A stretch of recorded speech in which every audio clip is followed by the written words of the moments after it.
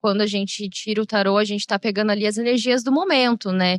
Que eu acho que talvez seja uma visão um pouco errada que algumas pessoas tenham do tarô ou de Sim. outros oráculos que prevê o futuro e exatamente. tal. Ou até a própria astrologia, né? Que a própria Exato. astrologia eu vejo como uma ciência. A astrologia já tem tudo ali escrito, né? Polêmicas. Você sabe mais do que eu, mas o tarô, ele até pode prever. Mas ele vai prever baseado no momento. Então não na energia adianta atual.